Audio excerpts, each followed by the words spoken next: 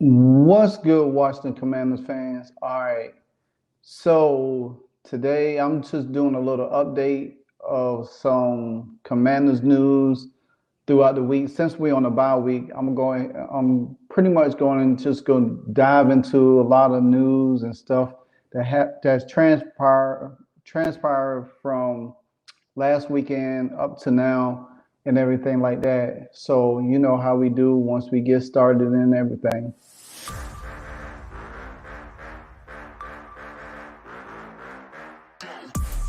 After the game, it's the aftermath. Win or lose, we still wave our commander's flag. Riding with Wentz under center, making the pass. Jahan Dotson, young rookie, making a splash. That burgundy and gold, that's what we about. Jonathan Allen knocking QBs to the ground. We die hard and nobody can shut us down. Cause this is the greatest show in town. Let's go. Go, go, go, go.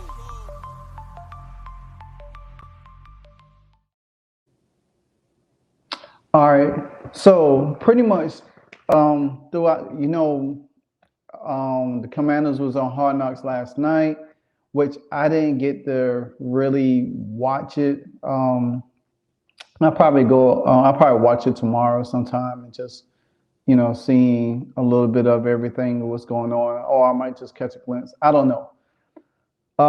We all know the Miami Dolphins shellacked the Commanders over the weekend, 45-15, which it was really no contest in whatsoever. The Commanders really didn't show up. Ron Rivera took over defense for the after firing Jack Del Rio the previous week, but the same result as always continues with the Washington Commanders. We don't show up, we get blown out.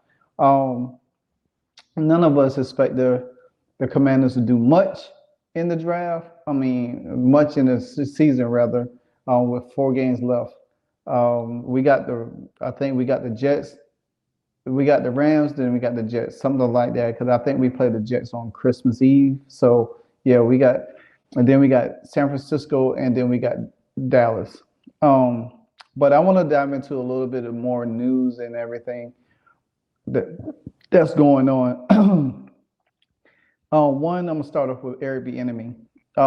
Shout out to Protect. He had a group of other Washington Commander content creators on his live last night. I did was in the chat, and a lot of stuff that I have talked about. These guys had talked about as well. So shout out to them and Protect also. Um, First, we're gonna start off with Eric Bieniemy. Eric Bieniemy, we all got excited about him coming there because the rumor was he could not get a head coaching job. He didn't interview well, um, and maybe the interview well part comes from his press conference. Maybe he talks like in his press conference like he did. He sounds very articulate. He could be a little brash. He could be a little harsh. He does cuss, a lot. But we was excited about that. We was excited, like Terry was excited. He wanted to be coach hard and stuff like that. But now it seems that since Eric Bieniemy has taken over for the Washington Commanders offensive coordinator job, um, after we got rid of Scott Turner, which we complained heavily about Scott Turner last year. I mean, we definitely complained about him. I was critical of him, play calling. But one thing I could say that Scott Turner would do is run the ball, no matter what. And I think last year we had like 40 play. We had more plays over 40 yards last year than we do this year. That's the difference. I think Eric Bieniemy's scheme is a little I want to say complex a little bit, but I want to use a better terminology as his play calling is not it's more high school if you look at it, because high school guys, they don't pass a lot. They screen pass a little bit here. You could use bubble screens, you could use jet sweeps here and there, but if you ain't stretching the field, with the guys that you got, and knowing that Terry is a down the field guy, he's not a guy that you need to put in the slot. He's not that kind of slot guy. I think Jahan does that. I think Curtis Samuel has shown that he can stretch the field, but there's so much lack of imagination to this offense. Eric Bieniemy seems like he is fixated on certain plays throughout the game. And if you think about it, defenses plays to that. They study his game plan, so they know that everything Washington likes to do. Everybody knows when they play us is that, hey, Sam Howell is going to drop back in shotgun. He's going to throw the ball at least 40 to 50 times a game. By that time, if we go 3 and out on new throws and we punt the ball and the team runs down the field and scores on us and we come back and we keep getting 3 and out without no balance of a running game, guess what's going to happen? Team's going to lock down on us. They're going to put pressure on Sam Howell, sack him, lose yards, whatever the case might be. They're going to cover because none of our receivers is separating. Don't know. And if you really paying attention to Eric Bieniemy's play calling, now if you look at what he did with Kansas City and Patrick Mahomes, they did stretch the field. Yeah, the first year when they had Tyreek, last year they didn't stretch the field. Matter of fact, the 2 years they stretched the field a lot.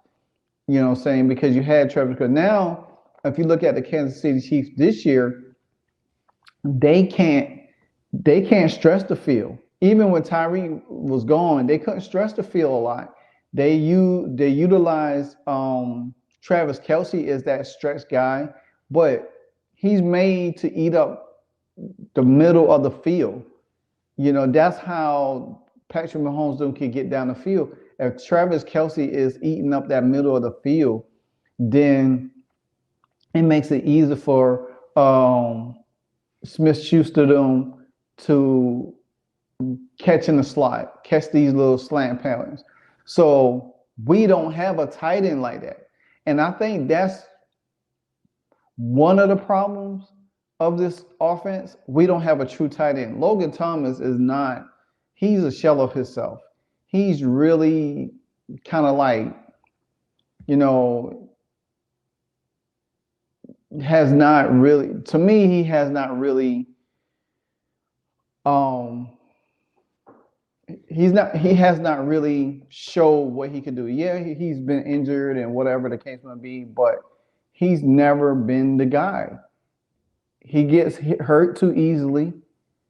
And yeah, he'll make some catches here and there, but then at sometimes he's very bad at pass blocking. He's bad at run blocking. We don't know what Cole Turner is. Me personally, I had so much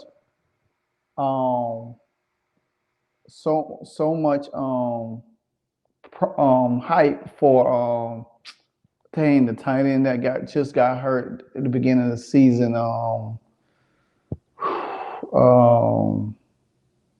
I can't recall his name right now, but I know y'all know who I'm talking about because he was supposed to be that number one guy. He was supposed to take Logan Thomas. He was quick. He was fast. I read about him last year when we played. I wanted him to be on the field a little bit more, and then he got hurt this year. So maybe he could come back from injury, but I don't know if he'll be able to make the team next year. Who knows? Cole Turner, we still don't know what we got in him. We drafted these guys and don't utilize none of these guys on the field. Why not use more personnel that you have? At least try to see what these guys have. See what you have as an offensive coordinator. You need to see what these guys can do. You know what I'm saying? Especially if Terry's your number one receiver and he's not getting attention. Literally, he's not getting attention that he needs from the offense. And you throw into every other guy besides him, it's a problem to me. You throw more to the running backs out of the backfield than you throw to your main wide receiver. So I just think Eric Bieniemy's scheme is too. It's not even robust. It's just too simple. And a lot of defenses in the NFL is they latched onto that. They figure it out. They already know what we do. So therefore they gonna stop. They know they can stop us. We don't have no creativity outside of what Eric Bieniemy is throwing on the field. Now is Eric Bieniemy um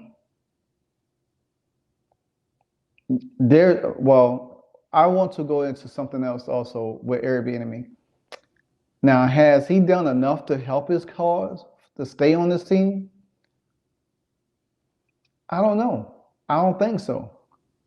I think because with all the reports now that's coming out about players not happy with him, not loving his scheme, i.e. Terry, Jahan looks like a shell of himself in his sophomore season, and I think he's a young kid. You could talk to him to get him to understand, but yelling at him, his confidence probably shot. You've seen that early in the season, that his confidence is shot. When you losing games, you can't be all up in somebody's face. You know what I'm saying? You can't not just be in somebody's face. We've been losing really bad for weeks in. You should have took a different approach and say, hey guys, we need to work on something different. Now, maybe guys have went to Eric Bieniemy and talked to him, and he's probably changed some things. But at the same time, you should be talking to your number one receiver and saying, hey, we need to find a way to get you the ball. You know, I know we throw the ball to other guys and stuff, but you the guy on the contract. You the guy got the big bucks. We need to try to get you the ball. Yeah, and I'll touch on Terry throughout this video, so I don't want to spend too much time dwelling into that. But I think Eric Bieniemy, to me, I don't know. I mean, there's rumors about Chicago has interest in him. Now, if that's true, we could trade him. He got one more year on his contract with us. We can trade him to the Bears, get at least a second round, third round pick for him. And then we still get a comp pick next year. You know, it depends on how well he produces. I think he'll be a great fit for Justin Fields. Now, if the Bears mess around and trade for Caleb Williams, will Eric Bieniemy style and his brass and bowl well with a Caleb Williams that seems very sensitive? Who knows? But I'm gonna read something here from Adam Wells, and said that NFL executives say Eric Bieniemy has probably helped his profile as a Commanders OC. Now, I don't know about that, but I'm reading this report from Jeremy Fowler, ESPN, and John Klein, one executive from another NFL team, display why Eric Bieniemy has probably helped his profile this season. He took over a tough situation there in Washington and has worked hard to correct it. Okay, I'm going to pause right there. He worked hard to correct it? How? How did he work hard to correct something that pretty much showed that players was already complaining about him since the beginning of training camp? You got a bad offensive line. You're leaving your rookie quarterback out there to get his head knocked off. So what part of correcting has he done? So the executive continue, they need a culture shock there. I think he's probably helped his profile. Okay, I'm going to stop there again. Okay, yeah. If you talk about his style or his up in your face type of deal, has it helped? To me, I don't think so. I think it kind of hurt a little bit because you literally got into you and Jack DeReal literally got into it over offensive defensive play, whatever the case might be. Then you got players don't want you to be the head coach, interim head coach if Ron Rivera got fired. So you see, so I don't know. Now they went on to say that Eric Bieniemy spent 10 seasons with Andy Reid coaching staff with the Kansas City Chiefs from 2013 to 2011. 22, my bad, including the last 5 years as offensive coordinator. And something that Eric Bieniemy throws out in his press conference every time he have a press conference with the commander that he's been doing this for 6 years. But to me, you had Patrick Mahomes, and did you really do as much as you think you have done?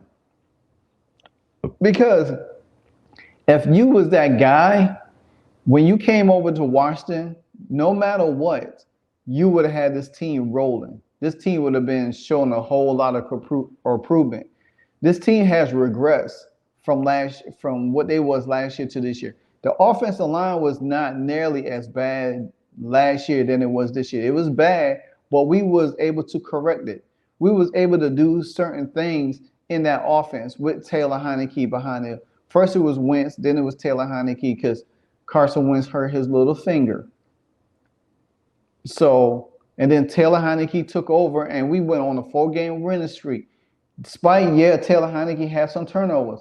And a lot of people was complaining about Taylor Heinicke and his turnovers. Well, hell, Sam Howell is young, but he leads the league in interceptions right now. So, and sacks for the foremost. But again, it goes to the offensive line because the offensive line was near that bad. We was able to run the ball at a high clip last year. That's how we was able to beat the Eagles. That's how we was able to go on a 4-game winning streak. We threw the ball when we needed to throw the ball. Taylor Heinicke used his legs when he needed to use his legs. We didn't run so much gadget plays. And then another thing with Eric B's offense, he stacks the receivers on top of each other. If we was playing, if we had a deck of cards, that's how the wide receivers would have been, literally on top of each other, stacked. So my thing is this here is that I think some of these people is really just pushing for Eric Bieniemy to get a head coaching job. Lo and behold, I hope he do get it. But then it's going to show that he doesn't have, I don't know. I just think that he's either too old school or he's not willing to adapt because you got to think, Andy Reid had to adapt. So if Andy Reid had to adapt, I'm sure you've been with him for 10 years. You should have been able to adapt to what's going on in the NFL. That's how Andy Reid, because guess what? Andy Reid if anybody knows Andy Reid offense, going back to the days of Philadelphia, there was firepower. There was running through. He went on a stretch of winning 3 straight NFC East titles. The Eagles did more than Dallas around that time. Guess what? He had T.O. They ended up playing Tom Brady in the Super Bowl. They lost. You know what I'm saying? So then with Kansas City, he played Tom Brady in the Super Bowl, lost. So he don't lost to Tom Brady twice in the Super Bowl. But the thing about it is, my thing is he was able to adapt. He had to change. When he got fired from Philly, he went to Kansas City, he was able to change. Some of these coaches don't know how to evolve. They don't know how to change. You know what I'm saying? Like Bill Belichick, he stayed the same for over 22 years. And the last 5 or 6 years, the last 5 to 4 years in New England, he didn't adapt. He didn't try to change. And he just figured like, hey, I got Tom.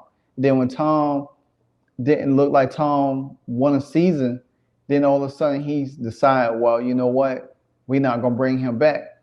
But if you had brought him back and built around Tom Brady probably would have won 2 more Super Bowls in New England and retired off. But that's just the things that I see. So Eric Bieniemy, he's going to have to change his philosophy of coaching if he wants to be a head coach.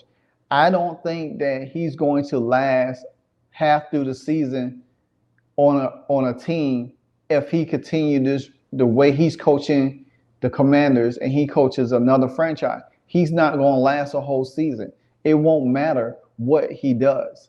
You know what I'm saying? Because if our players is already complaining about him, show and behold that if he takes a head coaching job with the Bears or whoever, they're going to have an issue with him. So now US Today, Tom Skaggs noted that Eric Bieniemy has had 15 head coaching interviews in 14 different teams from 2020 to 2023, with the New York Jets being the only team that he interviewed with twice.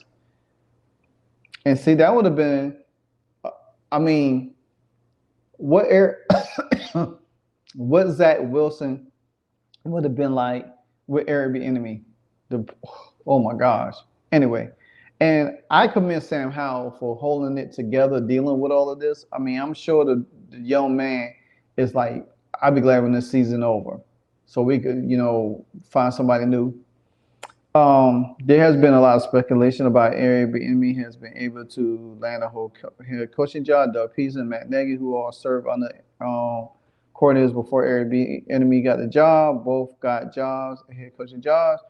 And we all know why that is. So we all know why that is. So I don't want to go into too much detail about that. So, but some people think so, and I already said that the Commanders already interested. I mean, now the Chicago Bears already interested in him, but who knows what Eric Bieniemy future may hold. I just don't think it's going to be in Washington. I don't think, a lot of people could sit there and say, well, hey, what? Guess what? Eric Bieniemy deserves a head job. He did a wonderful job. Some people don't think he developed Sam. Some people feel like he has developed Sam. I just say that he did enough with Sam. I won't say he hasn't got the best out of Sam, because I think there's a whole lot more Sam Howell that could be tapped into. I just don't think he got it. He just wanted Sam to play like Patrick Mahomes. He tried to run the Washington Commanders like the Kansas City Chiefs. So let y'all figure that. But anyway, at the end of the day, I don't see Eric Bieniemy staying on the staff no matter what transpire. I don't even care if the offense look different for the next 4 weeks. I don't see Eric Bieniemy staying here. Now, if the new owners want to say, well, let's give him a shot, see what he could do, I'm sure they're going to have him take a different approach. But can he adjust to that? We don't know yet. So now I want to move on to Jonathan Allen real quick. Jonathan Allen he's been making headlines for the last few weeks. He had that one outburst where he cursed and say, he was tired, effing losing. He wanted to, he'd been here for 7 years. So this last weekend, he echoed it again. They asked him, and for some reason, Jonathan Allen always doing an interview on 105 the fan, 106 the fan, 105 the fan, whatever it is, the sports junkies, the guys that's totally be ripping Sam Howell and the Commanders all the time. So, and I think they bring Jonathan Allen on so Jonathan Allen can air his frustration and they can report it and have a bad light over the Commanders. But Jonathan Allen said that I would like to win here, but at the end of the day, I want to win, and it could be basically saying he will have to play somewhere else. So my thing is this: he's been here 7 years. He's 29 years old. Going into next season, why not trade him? Give him his wish. He's been here. He did everything he could with this franchise. under the scrutiny of Daniel Snyder and Ron Rivera, and they have not gotten anywhere. This team regressed so badly. It looked like they could have dig themselves out of the darkness, but they can't. They stay. They continue. The Commanders continue to stay in the shadows. And as I look at this team, I look at Houston, how better Houston got. Now, it was a 4-year plan. Detroit, 4-year plan. Cincinnati, 4-year plan. You know, the only team that really worse than us is the Carolina Panthers.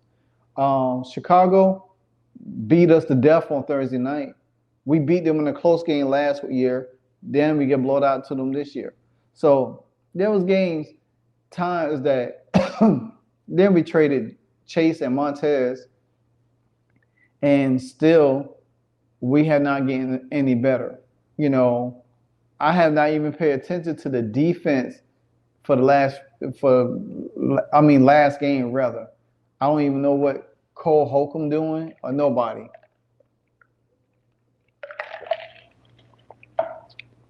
These are some of the things that has plagued this team for a long time. And I guess it's tiring.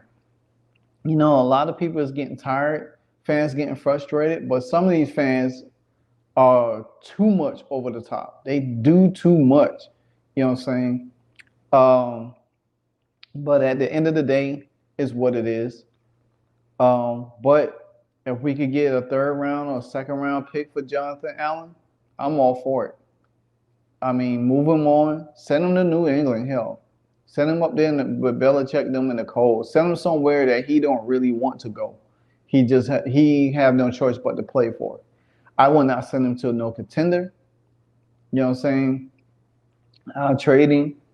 You know, I'll trade him off because anybody that gets him, he could be a backup or a starter.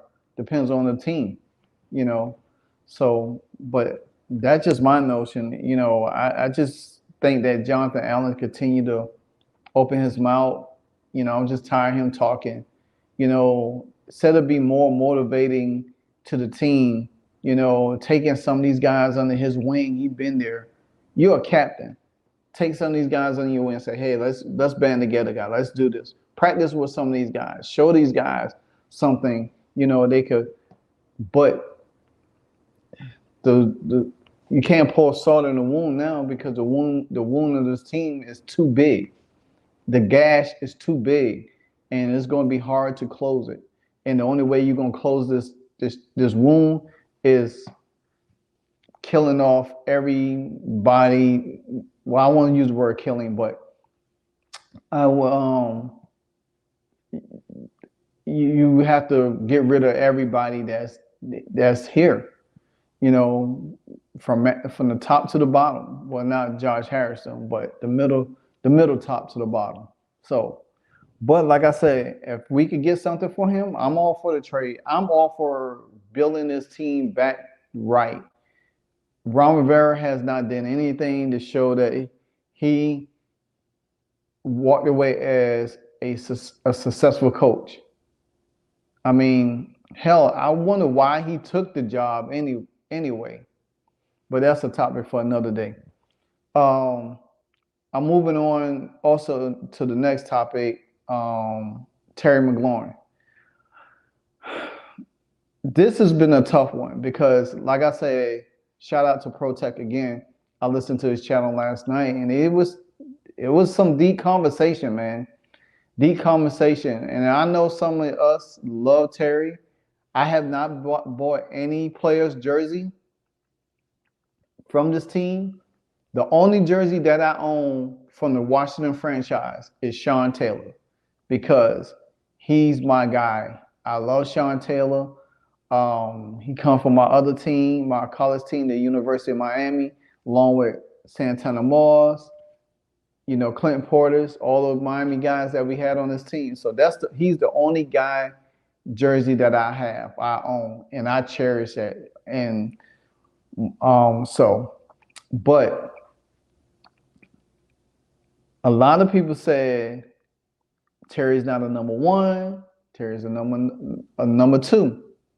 Shout out to Louis T. He broke it down last night and said that how Terry doesn't have breakaway speed. He don't have breakaway speed. Now, he had that one rundown a year ago, a year or two ago, whatever the case may be, because DK Metcalf did that to somebody or for, I think, an interception or something like that, or fumble return, whatever the case may be. And then I think a week or two later, Terry did the same thing. So, but the thing about it is that, yeah, Terry's first 4 years, he had 1,000 yards. This year, his down year. But you got to think about it. We could say it's turf toe. We could say it's injury. I think it's more of him don't like Eric Bieniemy's scheme. And it's been reported that him and Charles Leno had voiced their opinion about Eric Bieniemy's scheme. My thing is this here. You one of the captains of the team. You should find ways on the field to get yourself open to help your quarterback. I don't see him doing that. I have not seen him done that. There's been times that he probably had one or two catches deep and he still didn't even caught the ball. Terry has had a lot of drops this year. That's uncommon to him. Very uncommon. So you see Curtis Samuel. To me, Curtis Samuel is the only wide receiver that worked back to help Terry out. I don't see Jahan do it because Jahan can't break. He is like, last year, he was getting away from guys. He was separating himself from guys, getting open. This year is like, he like, oh, well, I'll run my route. If I get stuck, I get stuck. But then you leaving your quarterback vulnerable to get sacked. And then he got to improvise by running with his legs. I mean, you got the Teasleys that came in and contribute. You got the Crowders that came in and contribute. You got the running backs that contribute to him. But I don't see Terry helping his quarterback. Now, maybe I understand that he had continuity with Sam Howell because Sam Howell would give him the ball. Sam Howell got him the ball, even though Sam Howell and Carson Winston threw some balls to Jahan Dotson. But Terry got his share of targets last year and catches. This year, he has the highest targets on the team, and he's not even have the most catches.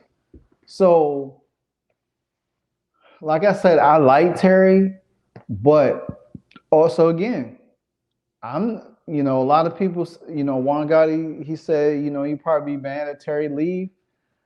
I'm not going to get emotionally attached to these players. I like them, but I understand.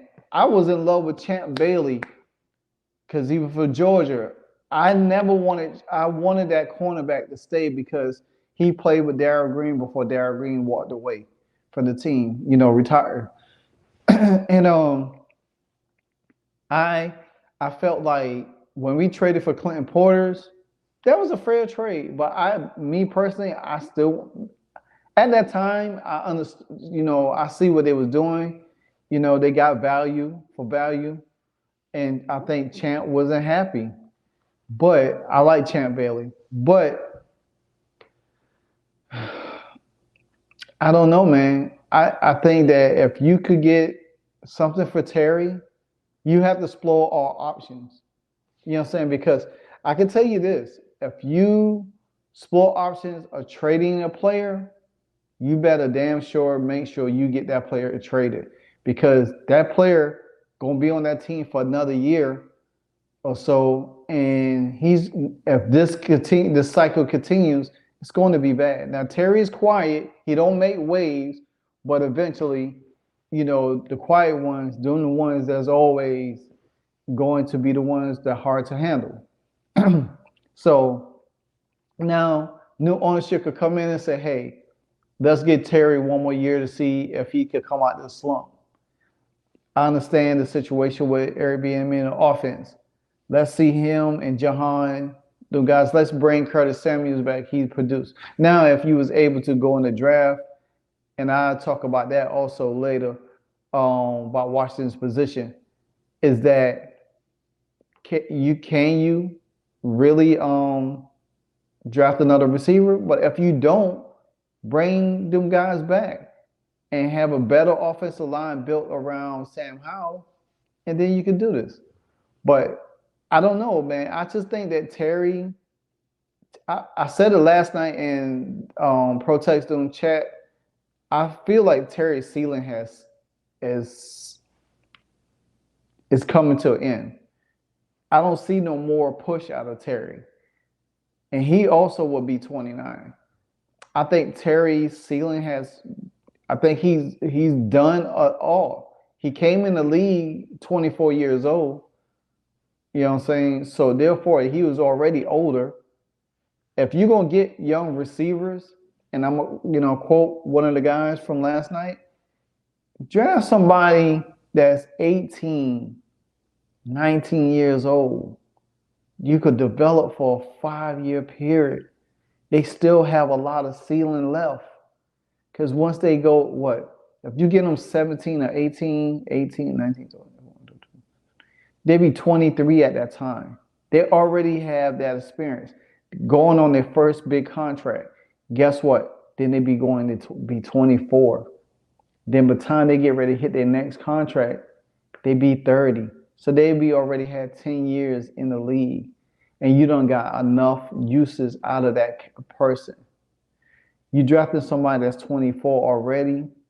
How much growing that person going to need within that first 5 years? Because by the time they get 29, they really are not going to learn any more than what they're learning, unless there's a new offensive coordinator comes in and they have to learn that philosophy. And I just think Terry Sealand has capped. Jahan, I think Curtis Samuels a little what? I don't know how old Curtis Samuels is. I think he's still young. But Washington probably going to have to draft some receivers, to be honest with you, in the later rounds. That's why I say they're going to have to figure out a way to get more draft capitals because they going to need. Now, if they roll with Sam and draft Marvin Harrison Jr., if he falls to them, who knows? So my thought is this. I think Terry is a situational receiver. Maybe that's not ideal. I think he is because I don't want to say situational receiver. I think he's a receiver that you're never going to see him on a par of likes of Justin Jefferson, Jamar Chase.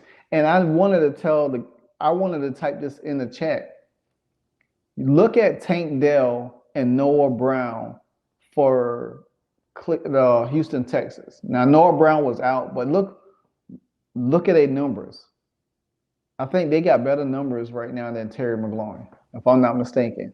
And Tank Dell he's been CJ Stroud, him and Noah Brown. Well, Noah Brown and Tank Dell been CJ's favorite receiver, but he threw the Tank Brown the most. So, but I don't know. Terry is not a number one receiver. You can't value him as a number one receiver. I think Terry's a top 15 receiver in the league. I don't think he's in that top 10 or that high top 15. I think he's probably right at 14 or 15. I just don't see him doing more than what I'm sure he'll produce. Maybe things will change after this year if they decide to keep him another year to see what he could do with a different coordinator or coach. But I just feel like his ceiling has topped itself. I don't think you're going to get any more production out of him. Maybe he'll be motivated. Who knows? Maybe a fresh, place, could do him some good. So we'll see on that. Now moving on to Sam Howell. I think Sam Howell has took a lot of beatings this year. I think Sam Howell has showed some inconsistency at some point. and he has shown some good things. I think the good thing about Sam is that he's still resilient. He wants to win so badly. He wants to please his teammates. He wants to please his coaching staff. He wants to please the owner. He doesn't let his highs get too high. He doesn't let his lows get too low. If he makes a mistake, he does autocorrect himself, and I like that in a young quarterback that's able to autocorrect himself. You know what I'm saying? Himself in that same manner. Now, but the flip side is that he's throwing the ball too much. They don't run the ball enough. Eric Bieniemy got him out on desert island, all alone by himself. So my thing is that I hope that Sam, Josh Taylor, shout out to Josh also, is that he said that Sam is auditioning for this year. So these next 4 games, it's going to be more of auditioning. They don't see what he did in the regular season. Now they want to see what he could do towards the end of the season. Because if he struggles the next 2 games, I could tell you this, it ain't going to look good. But if he was to go in these next 4 games, managing it, not turning the ball over or whatever the case might be, because his turnovers is bad. 18 interceptions is so bad. And you got to think, that's Jameis Winston territory. You throwing them kind of interceptions like that. That's Jameis Winston territory. And guess what happened? Jameis Winston got up out of there. So if Sam Howell could take these next 4 games, limit the turnovers, and play some just good, sound football, there's a chance that he could be here next year and they could say, well, hey, you know what? Let's give the kid another chance. Let's build this team around him to see what he could really do. And if Sam shines next year, then it's all forgiven. But if he falters in these last 4 games, and I'm going to, once I leave this segment, I'll go into tell you why. It's going to be a no-brainer for Washington to get a quarterback. They have to, because then you already know that this quarterback he's not the guy. And even though the line is bad, but he still makes mental mistakes by throwing interceptions. So yeah, but some people say Peyton Manning first year, he threw a lot of interceptions, but he got better. Not saying Sam is Brady or Peyton Manning, but me personally, if they didn't give him a shot, and they got rid of him, it's what it is. But if they give him another year and he shines, lights out, then we'll know that we got our future quarterback. But right now, it's still up in the air. So now, this is a part of the video where I just go and touch on some other things that I haven't real quick before I close out. I've talked about the draft a few times in this, and I still think that Washington will end up with the number 3 draft. Now, some of the guys last night on Protect live stream said that Washington could be 4 or 5 or in the top 7. I don't think so, because for Washington to drop back to 7th or in the top 10, they will have to win the last 4 games of the season. I don't see them winning games. Washington is in super tank mode. If you don't believe me, they are in super tank mode. Yeah, we got a lot of disgruntled stuff going on, but this team is tanking. They tanking for a reason. You don't trade 2 tight defensive ends if you ain't planning on tanking. This team been in tank mode for a minute. Now it just got imploded. When they traded Chase and Sweat, the tank got real. It got more imploded.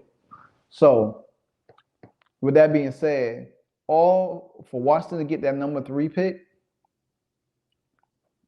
they need Arizona to win 1 more game, and they need Chicago to win 1 more game. And if these last 4 games, Chicago or Arizona win 1 more game, Washington definitely needs Chicago to win another game, because they're currently in the 4th spot. But if Chicago loses, Chicago goes back into the 4th, Washington goes to the 5. But if Chicago wins, I don't know if they'll beat Detroit this weekend. So that's something that we got to monitor. But if Chicago was to win another game and Arizona win another game, Washington, because Washington is only one game behind Arizona. So if Arizona lose, if Arizona wins another game, Washington moves into that third spot, and you best believe Washington will lose every game. They would not. They would not. And I don't think they will actually. I don't think they would actually. I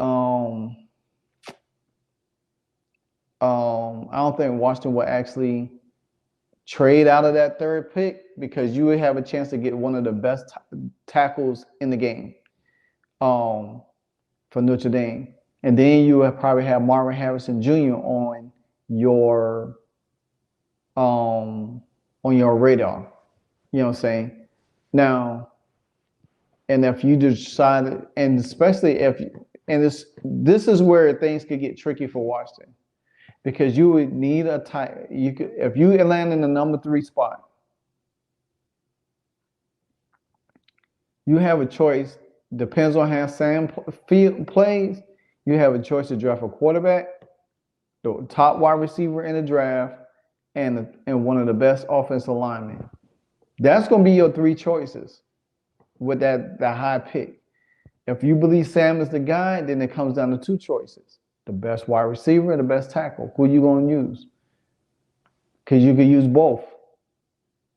Now, like I said, if you drafted Jonathan Allen, you trade Jonathan Allen or Terry and replace Marvin Harrison with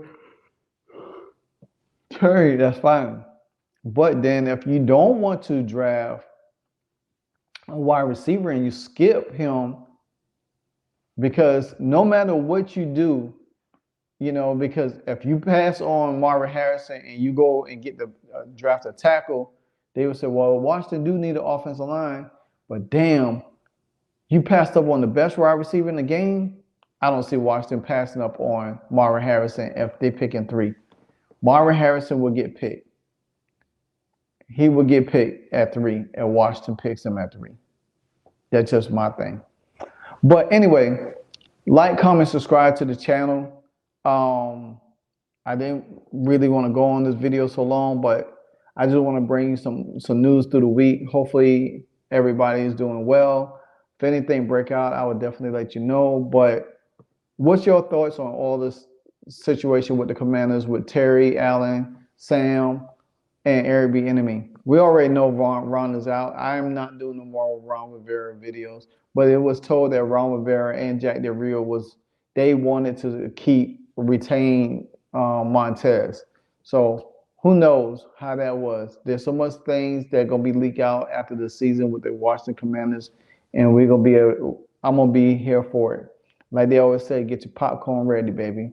This is Live Wire Sports Media, and I'm out.